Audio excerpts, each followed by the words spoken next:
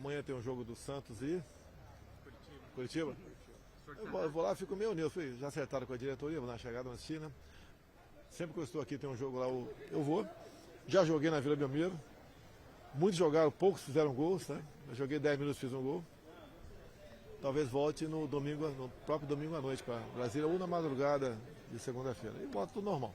Presidente, como é que está esse termômetro pelas suas andanças, motociata, enfim, aqui no Guarujá? O que o senhor está sentindo? O que acontece? Eu tenho viajado o Brasil todo desde o começo, né? Inaugurando obras, indo também em encontros de cristãos, as mais variadas atividades. Junto com o povo, ver o que está acontecendo. Temos problemas? Temos. Se fosse só no Brasil, você podia me acusar de qualquer coisa, sem problema. Mas é no mundo todo. A questão da pandemia, daquela política do fica em casa, a economia de ver depois, chegou a conta para pagar, está chegando. Tivemos essa guerra do outro lado do mundo. Tem repercussões econômicas no mundo todo. A Ucrânia é um país grande exportador de produtos do campo. Em especial ali, trigo. Vamos ter problemas. Desde 2019 trabalhamos nisso aí. Eu sempre falei para o ministro e cobro antecipar problemas, né? A gente pretende em poucos anos ser autossuficiente em trigo e mais algum tempo sermos inclusive exportadores. Hoje importamos em torno de 5 milhões de toneladas por ano. Temos 1 milhão de hectares de Roraima pronto para começar a produzir trigo. O Cerrado também, uma tecnologia bastante avançada da Embrapa.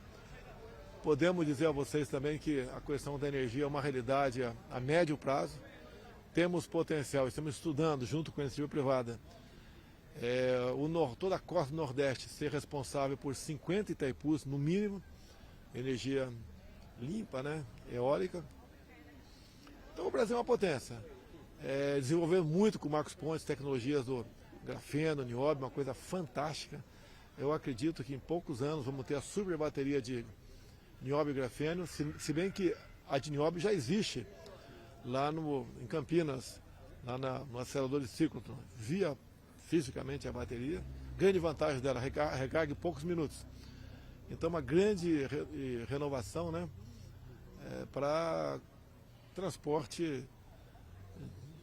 de automóveis. Então a revolução da indústria automobilística se apresenta pela frente. Conversei agora há pouco com o Paulo Guedes, não sai de casa. Ele quer sim, até ouvi a notícia, né? Estamos perseguindo desde o começo a questão do imposto de renda, a tabela que não é reajustada. E ele pretende anunciar para o ano que vem já um percentual bastante elevado de desconto de imposto de renda, né? Passando de 2 mil para perto de 3 mil reais o desconto. Ele acha que não precisa buscar uma fonte alternativa para cobrir isso aí, como fizemos a questão do IPI. Foi um corte linear de 25% todo o IPI. Anunciamos mais um corte agora, deixamos de fora apenas os produtos produzidos na Zona Franca de Manaus. Eles não vão perder nada com isso. Os políticos locais, né, como por exemplo Omar Aziz, entre outros, que nunca fizeram nada para o seu estado, eu critico. Agora critico quando eu diminuo o imposto. É impressionante. Inclusive um deputado de lá vai entrar na justiça contra o reajuste, contra o desconto de 25%, o corte do IPI. A gente vai fazer a nossa parte.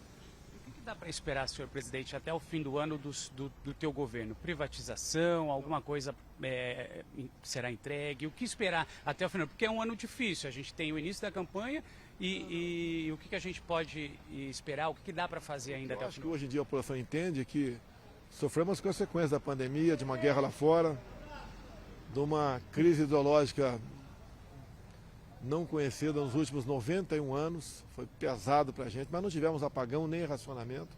Isso influenciaria diretamente no produto interno bruto nosso, na inflação, etc. Se for comparar com governos anteriores, pega para 2014 e 2015, nem vou falar que ano presidente, tá? Mas perdemos 2 milhões e 700 mil empregos. Em 2015 tivemos inflação de 10%. Que crise nós tivemos? Crise nenhuma. É incompetência também. É incompetência gerencial. Você pega o padrão dos nossos ministros, você pega os que antecederam, uma diferença gritante. Como falei do Marcos Pontes agora há pouco, a questão do meio ambiente, que era problema, né, até pouco tempo.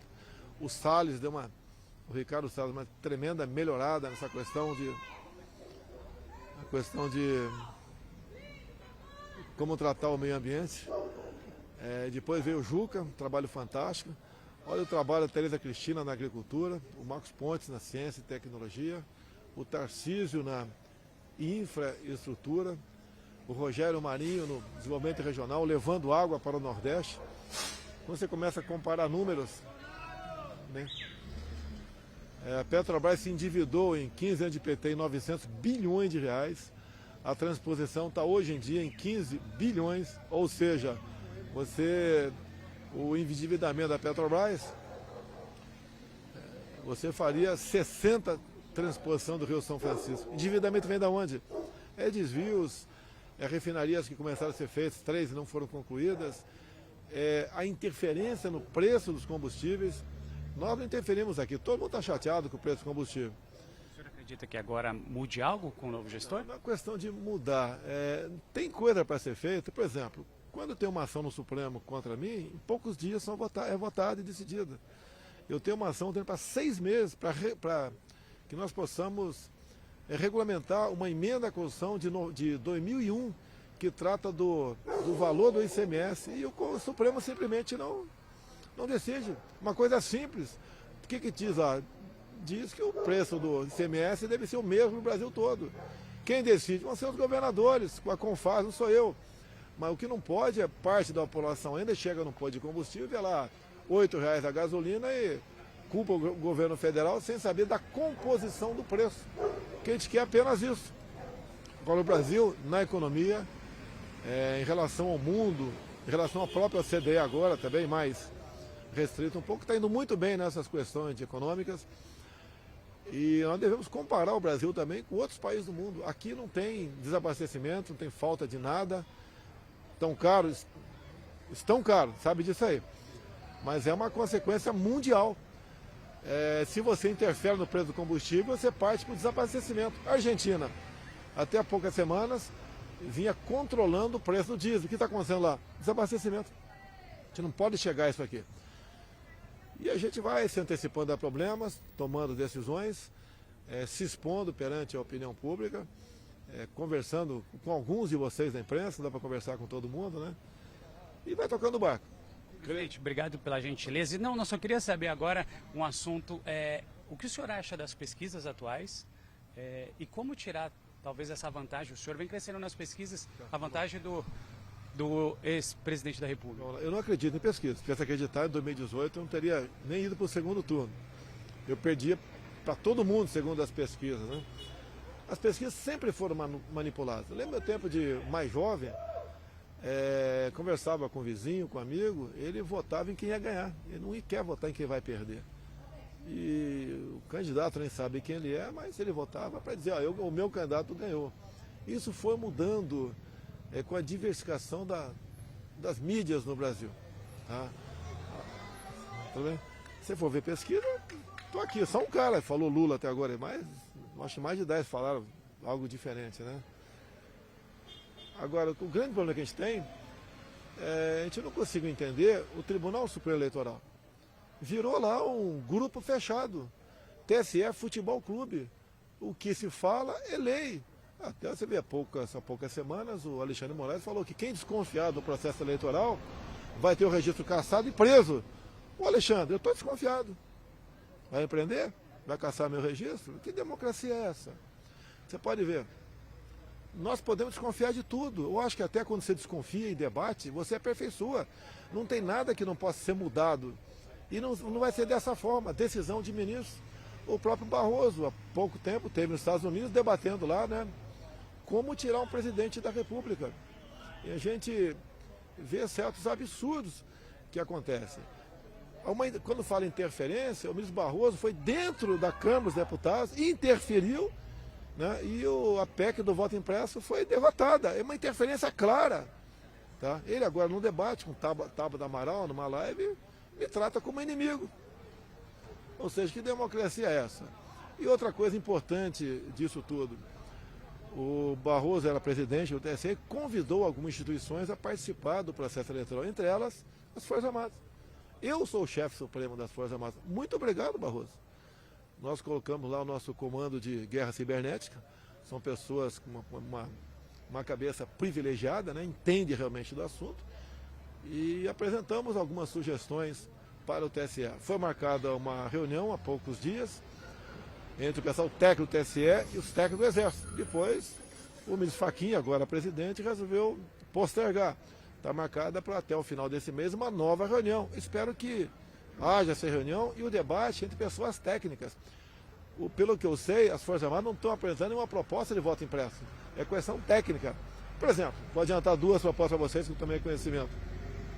A totalização ser feita nos TRS. Nos TRS, né? Em 27 TRS. E depois transmitida para cá. Por que não? Isso era feito até pouco tempo atrás.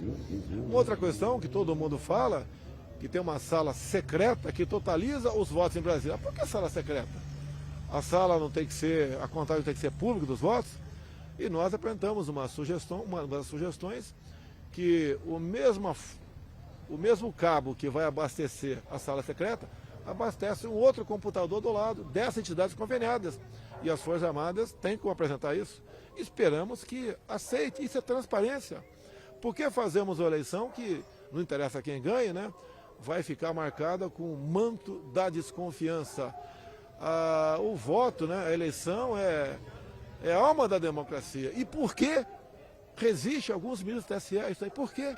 O que geralmente acontece, né, que vê acontecer na América do Sul, já aconteceu no Brasil do passado, é quem está no executivo é buscar uma maneira de se perpetuar. Eu faço exatamente o contrário. Eu não estou brigando, batendo no TSE. Eu tenho minhas dúvidas, como a população tem. Se parar qualquer um aqui, vai te responder que tem essas dúvidas. E por que não acabar com essas dúvidas? Vão querer impor na mão grande? É assim? É assim? Tem que ser assim? Estamos certos? Você pode ver. Por que o documento encaminhado pelo Exército foi carimbado de confidencial por parte do TSE? A resposta que eu tive é que pode fazer com que algum hacker, né, com estas possíveis vulnerabilidades, interfira nas eleições. Então, deram mais uma prova que o sistema não é 100% blindado. Nem os bancos são 100% blindados. Os bancos gastam milhões por ano com segurança tecnológica. Por que só o TSE? Porque só o Brasil, Bangladesh e Butão adotam isso aí. Nós acabamos de ver o primeiro turno na França. Uma urna, né, tem uma urna lá de acrílico e o voto em papel. Por que o Brasil quer empurrar a goela abaixo isso aí? E o que é mais grave agora? Tiraram o Lula da cadeia por um casuísmo. Foi o ministro Fachin que foi o relator. Tornaram ele elegível e agora todas as medidas adotadas pelo TSE é para prejudicar a mim, o pessoal mais à direita, o conservador, e beneficiar o lado de lá. Essa última informação agora, que o WhatsApp pode ter uma política mundial, ninguém vai reclamar, tá? Agora, apenas para o Brasil, o disparo em grupos só poderá ser realizado depois das eleições. Depois das eleições não vai ter mais fake news. Com todo respeito, eu estou falando com a CNN, muitas vezes vocês erram na matéria, por que não? Dá uma informação, um nome errado, né? Acontece. Se desculpa, volta atrás e o jogo segue. A gente vai querer fechar a CNN por causa disso. E se pegar mídias oficiais do Brasil todo dia tem fake news, é natural acontecer. Tá? Não é por isso que você vai censurar. Agora, é inadmissível, inaceitável um acordo. A liberdade de expressão está na Constituição. Não vai ser um acordo do TSE que o WhatsApp vai fazer e vai impor a toda a população brasileira. O que fazer para... Os disparos, tá? Que existe são para negócios, comerciais, é tudo legal. O que fazer? Já conversei com o Fábio Faria, vou conversar com o representante do WhatsApp aqui no Brasil para explicar. Se ele pode fazer uma coisa do TSE, pode fazer comigo também. Ou por que não? Pode fazer com você, pode fazer com qualquer um. Agora, no Brasil, um produto está aberto a todo mundo, tá? Ou tem restrição para todo mundo. Eu sou contra qualquer restrição. Liberdade de expressão de vocês da imprensa tem que ter.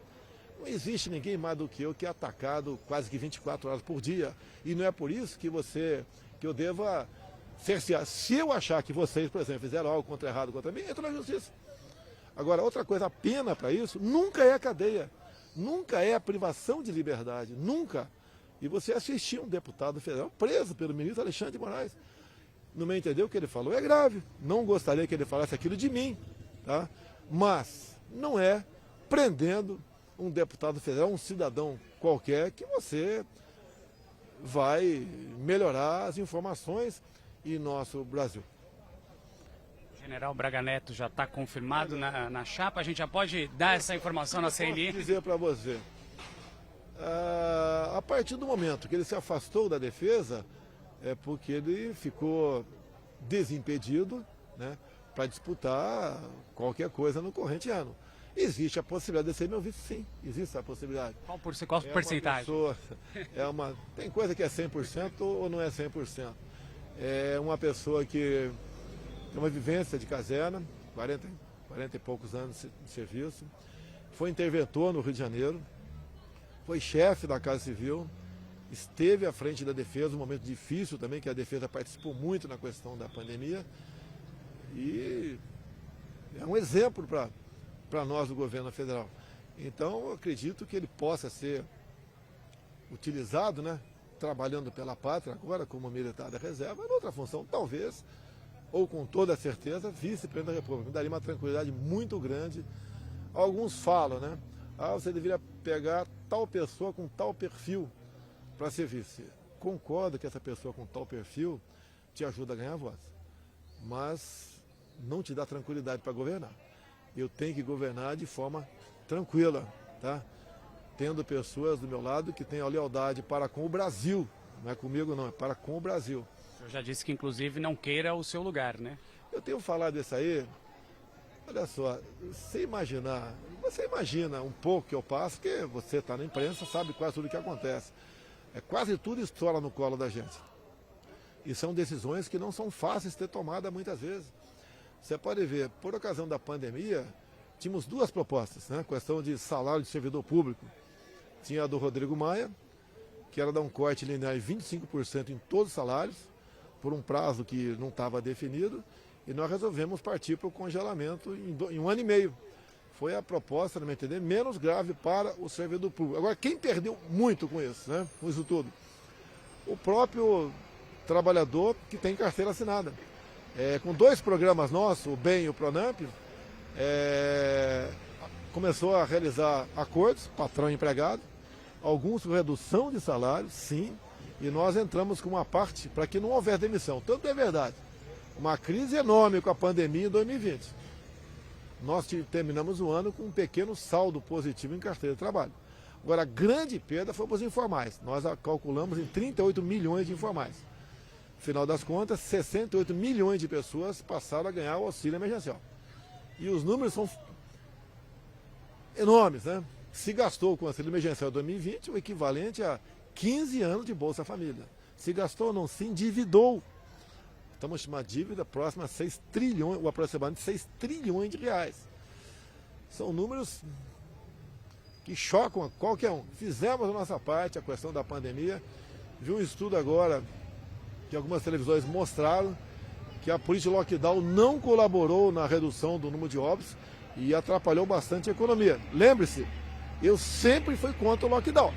Talvez tenha sido o único chefe de Estado do mundo que tomou essa posição, porque sempre disse, você tem que combater o vírus e combater o desemprego também, porque os dois matam. Houve empobrecimento da população brasileira, aumento de inflação. Fomos atrás de melhorar o Bolsa Família. Passamos para de em média R$ 190 para no mínimo R$ 400. Um trabalho fantástico de 2 ministros, o João Roma e o Onyx Lorenzoni. Não foi fácil os 400, por quê? Nós temos um teto, temos responsável fiscal. E os partidos de esquerda ficaram contra, porque eles estavam jogando, né, na questão política. Que isso dá popularidade para a gente, não há dúvida, mas procurar atender quem tem mais necessidade. Fizemos isso aí, fizemos mais coisas que ajudou muito a economia brasileira, como lá atrás, a liberdade econômica. Você pegar gente simples nessa rua aqui, muitos queriam vender algo na praia, ou queriam abrir um pequeno comércio, fazer uma pizzaria, e dependiam de alvarás. Hoje o cara entra com o alvará, se em 30 dias a prefeitura não despacha, ele pode abrir o teu negócio. Tá? Fizemos coisas também que, aproveitando o auxílio emergencial, onde aí sim 38 milhões de pessoas nunca tinham entrado num banco, e criamos o Pix. A previsão esse ano é, no mínimo, essas pessoas, o brasileiro vai deixar de gastar com taxas e tarifas, etc., de documentações, né, que ele tem que fazer por ocasião da transação financeira, como é zero isso, no mínimo 20 bilhões de reais. E olha o número fantástico. Conversei com o Roberto Campos há poucos dias, e ele me passou que a média hoje em dia de transações mensais com o Pix, olha o número, 1 trilhão e 300, ou melhor, 1 bilhão e 300 milhões. Hoje em dia o caixa eletrônico está ficando para trás. Assim como o orelhão praticamente não existe mais. É um dos países mais digitalizados do mundo, o Brasil. No parlamento, conseguimos fazer com que a carteira de habilitação passe de 5 para 10 anos. Eu botei lá, né, até 65 de idade, o parlamento botou 50. Foi um grande avanço. Quando eu falei do IPI, 25%, você está na região de praia. Nós zeramos o imposto de importação de jet ski. Tá? Assim como entrou no pacote Asa Delta. A Camex podia aprovar, e fizemos. Zeramos o imposto de importação também de veleiros. Fala, de veleiro, né? Olha, cada veleiro, direto ou indiretamente, dá mais 2 empregos. A Europa tem 7 milhões de veleiros. Então aqui, se for na mesma balada, você pode ter alguns milhões de veleiros aqui, ajuda a combater os empregos no Brasil. Então nós estamos cada vez mais realmente desburocratizando o Brasil, desregulamentando, como estamos na fase final agora de uma habilitação para jet ski. Conversei com o comandante da Marinha, há uma possibilidade de você ter também ter uma habilitação temporária. Você chega com a tua família aqui, por exemplo, né? E quer dar um passeio de jet ski, a carteira hoje em dia é extremamente complicado você tirar a habilitação, e com todo respeito. Comigo, que não sou professor, em 3 minutos você aprende a pilotar um jet ski, não tem dificuldade, você tem que ter a responsabilidade. Então nós estamos buscando uma maneira de você, ao ter uma habilitação de carro ou moto, né? É um termo de responsabilidade e um pequeno decálogo do lado, como se fossem pequenos 30 mandamentos do lado, você dá uma lida ali, e lê de novo e pode conseguir a habilitação de jet ski. Você pega, por exemplo, aqui, eu estou do lado do Vado Ribeiro, eu sou dessa região. Já fiz isso em Eldorado Paulista. Pega um jet ski, sobe ali 20, 30, 40 quilômetros, desliga o jet ski. E vem jogando uma varinha, um molinete, uma varinha dentro d'água. Você leva 4, 5 horas lá abaixo, chega tranquilo, satisfeito, ou vai com a tua família, ou vai sozinho. Então o Brasil é fantástico, é o país das águas, tá? É um país que não falta água em lugar nenhum. O Tarcísio, por exemplo, desburocratizou a habilitação de hidroavião. Era uma coisa que era enroladíssima. Você hoje em dia, se quiser ter um hidroavião, quiser vir de fora do Brasil, ter um hidroavião, você pode começar a fazer turismo da região amazônica. Lá é uma pista, em tudo quanto é lugar. Então estamos fazendo a coisa certa, buscando atender, seja quem for. Não interessa se vai atender aí poucas pessoas, ou milhares, ou milhões, vai atrás e busca cada vez mais fazer que o povo, né, não fique dependendo do Estado para trabalhar, para se desenvolver e para levar a sua vida. Presidente, acho que só para não atrapalhar muito mais esse bate-papo, obrigado. O ministro interino fica no Ministério da Educação? Eu já dei a ordem para torná-lo, para efetivá-lo.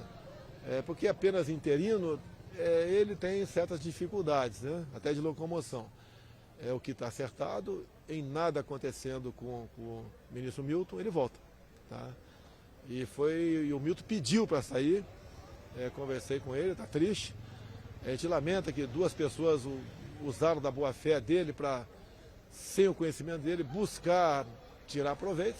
Tá? Nada tem ainda contra o ministro em si, eu não acredito que tenha, até pelo comportamento, pela formação dele. Mas nós, homens públicos, né? Como, por exemplo, eu recebi um deputado ali conhecido, estelionatário, lá na presidência, e depois, 4 meses depois, falou que eu não apurei a corrupção na Covaxin. Esse elemento, tem que entender uma coisa, né? E corrupção tem que ter algo de concreto. Não foi comprado nenhuma dose de Covaxin, não foi gastado nada. E a CPI fez aquele estardalhaço em cima disso aí. Agora quero dar a resposta aqui, por que a CPI potencializou muito, porque o querido Omar Aziz apresentou uma emenda, igualzinho, cópia autêntica, né? Parece que foi no cartório registrar a mesma emenda, com o Renildo Calheiros, irmão do Renan Calheiros, aproveitando uma medida provisória nossa. O que eles queriam? Né? Pensando no povo, olha para minha cara, né? Omar Aziz e Renan Calheiros pensando no povo. O único órgão do povo que eles olham com muita atenção é o bolso do povo. Eles queriam que qualquer prefeito ou governador pudesse comprar qualquer vacina sem certificação da Anvisa e sem licitação. Se roubaram muito, como constatou a CPI do Rio Grande do Norte, a questão do Carlos Gabas. Só ali foram 49 milhões comprados de respiradores, que não chegou nenhum respirador. E você vê o Renan Calheiros falando na comissão que não vamos apurar desvio de recursos. E agora você vê, né? O nosso querido senador ali, como é que é o nome daquele senador que fala fino lá do Amapá, Randolfo Rodrigues, o Fala Fino. O Randolfo é coordenador da campanha do Lula. O Renan já fez acordo com o Lula, o Omar Assis também. É esse tipo de gente que está na política em causa própria, nunca pensando no Brasil. Basta ver a vida pregressa dessas três figuras que tem aí. Então, agora eu espero que a população tenha bastante disciplina para escolher, né, bem os seus representantes. Bem que de vez em quando você é enganado, eu já votei erradamente também, tá? Acontece. Mas vamos cada vez mais melhorar pelo voto. Voto transparente e auditável. O chefe do executivo geralmente fica conspirando para ficar no poder. Eu estou dizendo que nós devemos fazer eleições limpas, prezado e querido ministro Alexandre de Moraes. Tá? Você não vai cumprir a tua palavra, né? Sei disso. Falou no momento, talvez, de cabeça quente, revoltado. Nós podemos buscar aperfeiçoar, seja o que for. Isso faz parte da nossa vida e da evolução da espécie humana. Não é eu quero, é assim, e quem duvidar, eu vou caçar registro e prender. Não é assim. É a mesma coisa esse acordo com o WhatsApp. Eu vou buscar o seu da WhatsApp essa semana e quero ver que acordo é esse. Se é para o Brasil todo, não posso fazer nada. Ou melhor, se é para o mundo todo, não posso fazer nada. Agora, só para o Brasil, e volta a ser para o mundo todo depois das eleições, que é a prova mais clara de interferência como essa, na liberdade de expressão, estão com medo de quê? Afinal de contas, se o candidato deles, né, pelo que tudo indica, está bem, vai ganhar no primeiro turno, pode vir para a rua. Faz eleições limpas, é uma certeza que o Lula vai ganhar com eleições limpas. É o que a gente quer, que o Brasil quer, e eu tenho a obrigação moral de buscar atender o interesse da população e buscar transparência, lisura e segurança em qualquer um dos 4 cantos do nosso Brasil. E as alianças do senhor, como é que andam? Enfim, é um momento bem próximo, né? A gente está falando de dia 16 de agosto, o início das campanhas de fato, mas a gente sabe das costuras, das amarras. Eu não quero falar o nome aqui, mas tem gente de partido de esquerda que já quer vir para o nosso lado. Não dá nem para dar uma dica? Não vou dar dica nenhuma não, tá? A princípio estará conosco, né, o Partido Progressista, o Republicano, o próprio PL, o PTB, entre outros, né? Agora, a gente vai fazer a nossa parte. Eu me elegi com um partido com 8 segundos de televisão. De 4 milhões arrecadados, gastei 2,5. Gastei menos de $1 milhão por ocasião da minha campanha. Ou seja, me acusaram de disparo em massa, Folha de São Paulo. Não acharam nada. Quebraram o sigilo do Luciano Hang, que é um amigo meu. Não acharam nada. Acharam do Haddad. Tá? Agora, ficar falando que eu espalho fake news, me aponte uma matéria. Eu quero que me aponte uma matéria, uma mentira. Tá? Gabinete do ódio. Apresenta uma matéria do Gabinete do ódio. Apresenta uma matéria. Ó, essa aqui saiu de lá, ou pode ter saído de lá. Alguns falaram que eu menti contra o candidato Haddad. Eu mentiria se eu falasse que ele era um cara honesto, que ele era um cara que era contra o aborto. Eu estaria mentindo. Estava num partido que não roubou ou não desviou mais de 1 trilhão dos cofres públicos. Tá? Eu estaria mentindo. Se eu tivesse mentido, faz um partido que realmente ama a democracia.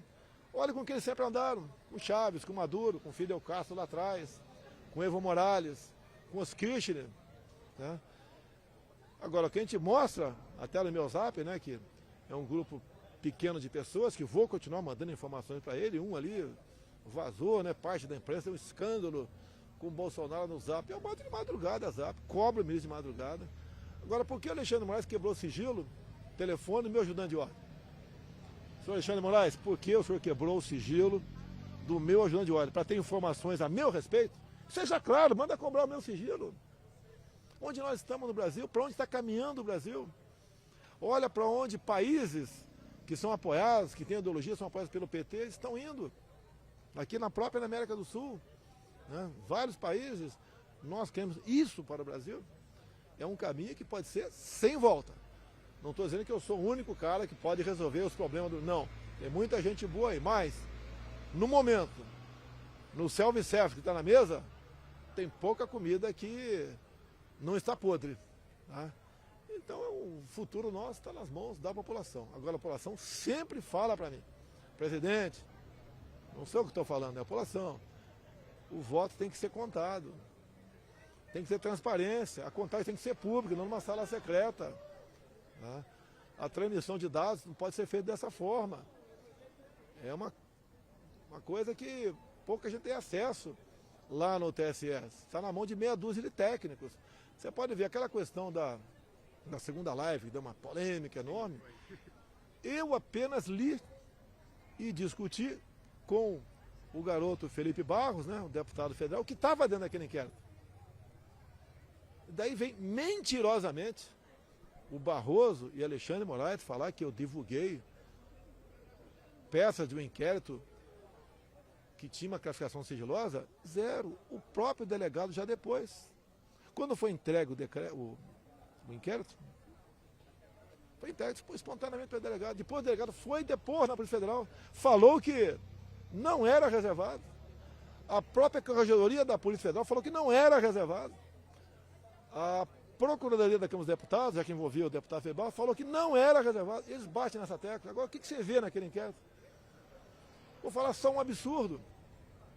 Só um absurdo. Os hackers ficaram 8 meses dentro do TSE. Tá, o documento é do TSE, não é meu. E daí, algum acerto os hackers tinham. Eles não estavam passeando lá por lazer. Eles denunciaram. Um deles denunciou que ficaram lá dentro esse tempo todo. O próprio TSE falou que sim. O TSE falou que eles ficaram 8 meses lá dentro do TSE. Inclusive, usando a senha de um ministro do TSE, o ministro Banhos, para que não haja dúvida. Está comprovado por documentos do TSE. E daí o delegado, encarregado do inquérito, a ministra Rosa Weber, que pediu a instalação do inquérito, ela não sabia o que estava acontecendo, pediu. E daí o delegado pediu os logs. O que é log? A impressão digital. Resposta do TSE, por escrito, o TSE escreveu.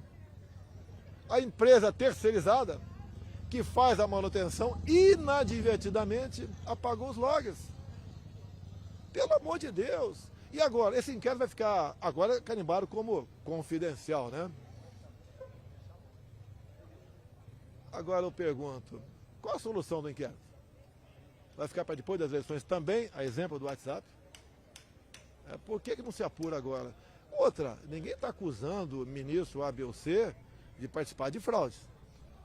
Mas todos os indícios, eu falei só um pouquinho aqui, né? Todos os indícios levam que algo de anormal aconteceu lá dentro do TSE. E por que não fechar todas as portas? Eu digo mais, eu não estou interessado em saber coisa passada do TSE, eu quero pensar daqui para frente. O que o povo brasileiro merece é o seguinte, ó, o João que votar no Lula ou a Maria que votar em mim, ter certeza que esses votos serão contados. É apenas isso. Agora, não é com medida de força, prendendo gente. Eu acho que tem um hack preso em Minas que falou contra o TSE, está preso. Eu vi uma entrevista, deu algemado. Era um elemento que tem que ser levado para dentro do TSE, falei, como é que você entra aqui? Fala para a gente, mostra, para a gente impedir que alguém faça o que você diz que pode fazer. E se ele está preso, é porque ele pode. Nós não podemos viver no Brasil da desconfiança, da democracia de brincadeira. É igual a liberdade de expressão, de imprensa. Né? O Lula vem falando que vai controlar vocês da mídia. Ele diz que vai legalizar o aborto. Né? Ele é favorável à ideologia de gênero, a criança vai saber se vai ter qual sexo depois de 12, 13 anos de idade. Ele diz que vai desarmar o cidadão de bem. Ele defende o assaltante de celular, que também mata. Tá? Ele diz que vai valorizar o MST, que leva o terror no campo, no meu governo. Você não tem notícia de invasão de terra. Tem umas 10 por ano. No passado, era 2, 3 por semana. Resolvemos o problema. Vai desarmar o cidadão de bem. Vai tirar a arma do homem do campo. Tá? Essas medidas todas que ele anuncia que vai fazer, eu vou desfazer a reforma da CLT. Eu, inclusive, atrasei, né? A pandemia nos atrasou, mas eu pretendo que o Paulo Guedes lance o programa Minha Primeira Empresa. Para que cada um possa ser patrão, pô. Arranja a sua empresa, faz outra empresa, paga o que ele achar que tem que pagar de justo e cada um faz seu papel. Agora, vai ter sempre no Brasil quem manda e quem é mandado. Eu fui mandado há muito tempo no Exército. Qual o problema? Nenhum problema. Você é mandado na tua televisão, a CNN, a pauta, você vai cumprir aquela pauta, entrevistar qual pessoa, sem problema. Um dia, talvez você seja lá editor, até dono da CNN. Tudo pode acontecer. E nós vamos tocando a nossa vida. Você pode ver, pegamos dados agora, é inacreditável na minha live. Eu falo só um dado. Molecada entre a 7ª e a 9ª série. Tá? 95% não domina as 4 operações básicas. Ou seja, não sabe a tabuada.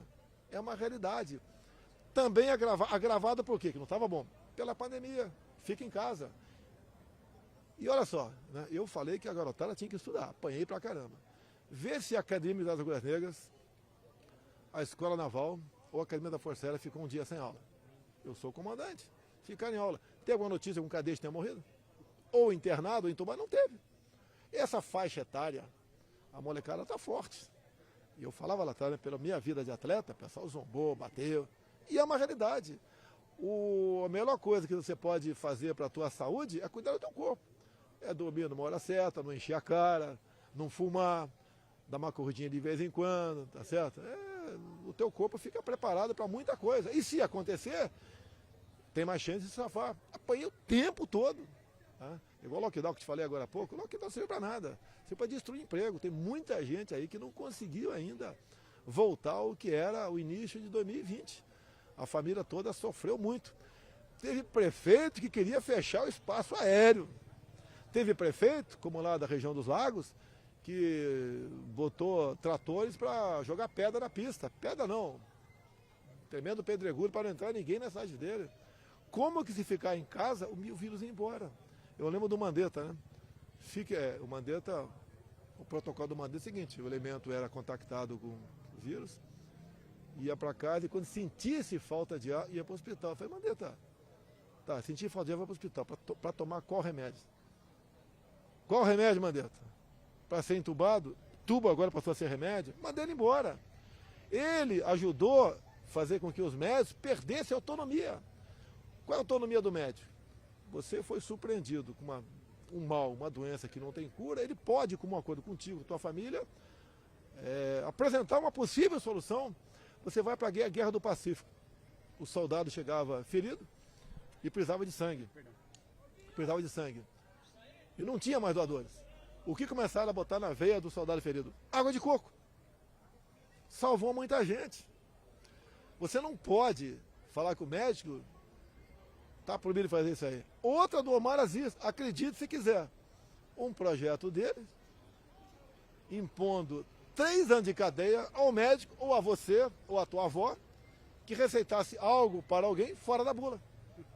Inacreditável. Doutor Omar Aziz, um cara que é acusado de desviar quase 300 milhões da saúde de Manaus, do Amazonas, e agora está sendo feito um grande acordo lá para a reeleição dele, né?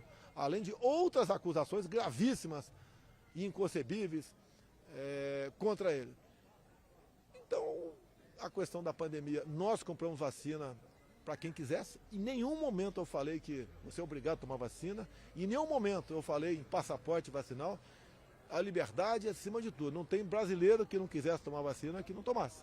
Tomou a vacina, fizemos a nossa parte, gastamos só em 2020 700 bilhões de reais, aí está incluído o auxílio emergencial, mais dinheiro para estados e municípios, antecipação de possível perda de receita. Tanto é que 2020 e 2021 você não tem notícia, eu não tenho notícia, nenhum governador, prefeito, nenhum que atrasou ou deixou de pagar o 13º. Atendemos a todo mundo. E ainda tem gente que critica. Se o PT tivesse no meu lugar, seria a maior roubalheira, maior que até do próprio Petrolão, do tempo lá atrás, desse pessoal. Tá? Então fizemos a nossa parte, estou com consciência tranquila. Vamos tocando o barco aí, o futuro a Deus pertence. Entendo que esse meu mandato devo a ele, até pela sobrevivência em 2000, dado o atentado lá do Pissolista, né? Um cara do Pissol lá, tudo bem? 2018 que quase tirou minha vida, né? Eu lembro que só pedi a Deus para não deixar minha filha ficar órfã, tá certo? Hoje ela está aí com 11 anos e pensa no Brasil melhor para ela. Tá? O que é um Brasil melhor para ela? É um Brasil com liberdade, próspero, onde nós possamos aí sonhar realmente, mais do que sonhar, né? Ter a certeza que você pode fazer um Brasil melhor para nós. Posso continuar? Você pega Roraima. Roraima, tá? É um estado fantástico, fantástico. Estamos com um projeto desde início do ano passado para dar liberdade aos indígenas, não é impor, para que eles possam fazer uso da sua terra, a exemplo que um fazendeiro faz do lado de lá. Temos esperança de aprovar esse projeto, vamos dar liberdade ao nosso índio. Nosso índio, hoje em dia, por políticas lá atrás, de Fernando Henrique, Lula, Dilma, eles passaram a ser um ser, né, dentro de um zoológico. Não pode sair daqui, está delimitado a tua área, não pode fazer nada. Eu quero que o indígena brasileiro, falam tanto em outros países, né? O indígena brasileiro faça exatamente igual o índio americano e igual o índio do Canadá. Se você for no Canadá, entrar numa reserva indígena, vai se assustar. Porque você não vai se assustar, porque quando disseram para você, isso aqui é uma reserva indígena, é quase igual isso aqui. Exploram, né? E cuidam da vida deles. Nós queremos a mesma coisa aqui. O contrabando de ouro aqui, as informações que nós temos aí, enorme no Brasil. O garimpo continua existindo, não é fácil. O pessoal fala, o cara tem que tomar conta da Amazônia. Meu amigo, Amazônia tem uma área equivalente à Europa Ocidental. Tá?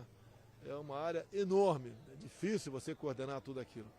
Estamos tentando ainda, né, não conseguimos nos primeiros 2 anos, porque o presidente da Câmara tinha um acordo lá com a esquerda, fazer realmente ter um programa, né, regulação fundiária, onde qualquer foco de incêndio detectado pelo satélite vai saber de quem é o CPF daquela área. Tá? Não conseguimos ainda. Agora, a gente espera conseguir agora, está bastante avançado. Com Arthur Lira, o Congresso deve votar.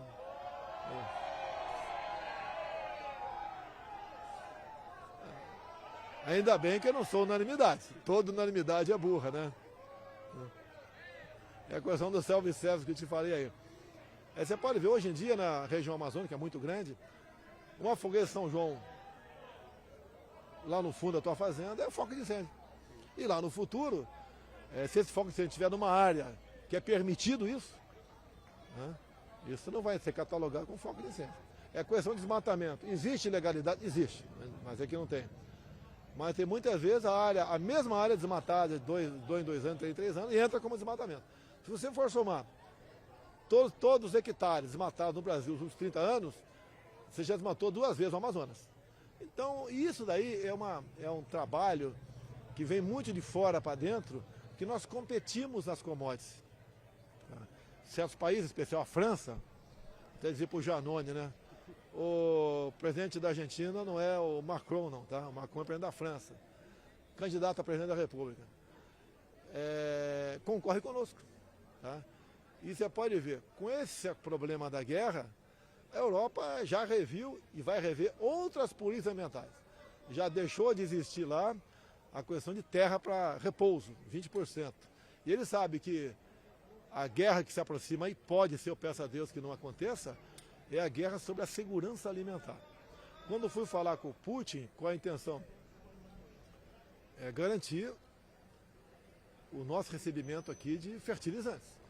A agricultura brasileira é 10. Tá? Mas sem fertilizante, cai a produtividade e daí você ameaça a segurança alimentar não apenas a nossa, mas de parte do mundo. Cada 5 pratos de comida lá fora, um é produzido aqui no Brasil. o mundo todo quer diversificar, até o mundo árabe. Eu tive várias vezes lá, e eles querem diversificar a compra de commodities, né? Porque não pode eles ficar dependentes só de poucos países ou de um outro país. Quando começou a pandemia, que o Trump falou, olha, dependemos de insumos, né, de um único país. Não podemos continuar dessa maneira. Aqui é a mesma coisa que estão fazendo no Brasil. Seria bom, te recomendo, autorizo, né, se bem que não precisa autorizá-lo, o Almirante Rocha, que é o secretário de Assuntos Estratégicos. Todo o planejamento que ele tem no Brasil para os próximos anos. Como, por exemplo, o grande plano de fertilizantes, né, nós começamos no início do ano passado. Não foi com a crise, com a guerra da Ucrânia que nós... O que a gente vai fazer agora? A questão dos próprios fertilizantes, você pega discurso meu de 2008 na Câmara, quando eu falava da foda do Rio Madeira, o potássio, né, que tem lá. E essa demarcação de terra indígena, essa indústria, que começou na verdade em 92, ela serviu para que certas áreas fossem inviabilizadas, ou para o agronegócio, né, ou para a exploração de minérios. A Roraima. Só a Roraima tem tudo que você tem na tabela periódica, tu acha lá. É que eu tenho dito, né? Se eu fosse rei de Roraima, em 10 anos teria uma economia próxima do Japão. Inclusive com recursos hídricos.